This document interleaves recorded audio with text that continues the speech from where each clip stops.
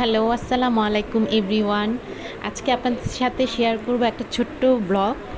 আজকে তো শবে বরাত, তো স্নেহা আর রৌনকের জন্য আসলে প্রতি বছরই এই ফুডগুলো আনা হয়। এই শবে বরাত উপলক্ষে বিশেষ করে ওর বাবা নিয়ে আসে। ওই রুটিটা বিশেষ করে শবে বরাতের জন্যই তৈরি করা হয় বেকারিতে। তো এই মেয়েকে শুক্রবার স্নেহা আর রৌনকের নানুর বাসায় আজকে দাওয়াত, তো সেখানে তারা যাবে। ও তো আরেকটা রুটিও তার নানুর জন্য নিয়ে নিয়েছে, তো দেখতে থাকুন।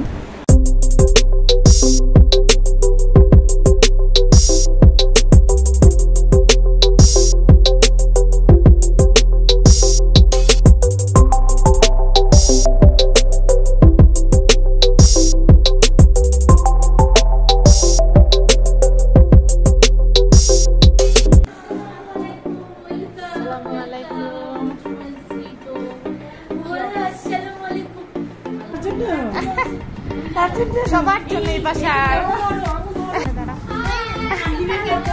এই তো এবারই আনে, বাসায় আনে। এবারও আনছে দুইটা তোমাদের জন্য। আমি তো আজকে বাসায়।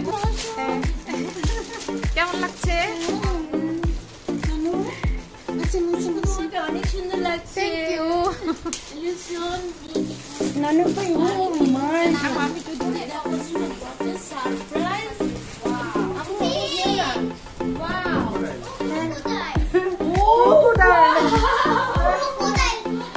সবার সামনে খুলতে পারলে অনেক মজা পাইতো। আর আমাদের টান্স হচ্ছে আমাদেরটা কি তাহলে ফিশ।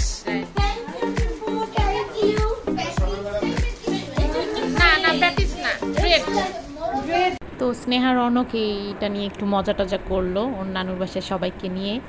ওদের খুশির জন্য আসলে এটা করা। তো ওদের আজকের ব্লগটা দেখতে থাকুন। এই যে আম্মু করেছে রান্না, কিছুই আমি করিনি, সমস্ত রান্না। তারপর আয়োজনটা তো তোমার বাসায়। রোস্ট, এখানে আছে ভেজিটেবল, এটা হচ্ছে ডিমের কোরমা, আর এখানে করা হয়েছে এটাও ভেজিটেবল, আগে রেডি করে রাখা হয়েছে ইলিশ মাছের। আসলে আমার আম্মুর পক্ষ থেকে এই আয়োজনটা আমার আম্মুর বাসায় হচ্ছে। আমাদের নাতিন জামাই এবং তার শ্বশুর এবং তার মেয়ের জামাই, ফুল ফ্যামিলিকে দাওয়াত দিয়ে, ফুল ফ্যামিলিকে। সব গেস্টরাই চলে এসেছিল।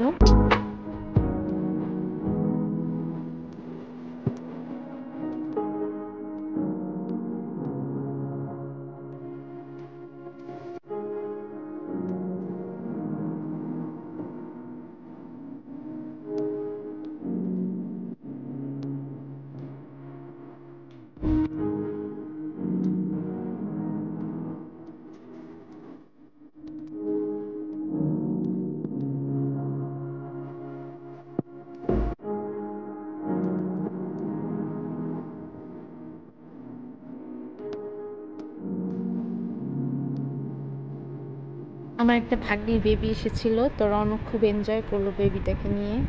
দেখলাম সারাক্ষণই বেবির পিছে পিছেই অনেক খেলাধুলা করলো ওকে নিয়ে।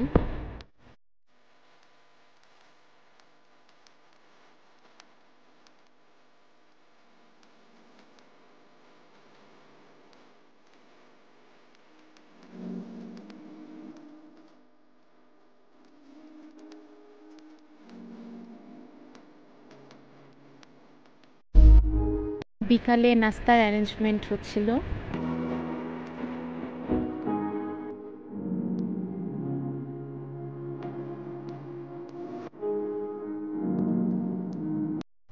তো নাস্তা শেষে সবাই মিলে এখানে আড্ডায় বসেছিল, সবাই গোল হয়ে আড্ডা দিচ্ছিল। তো রৌনক খুব এনজয়।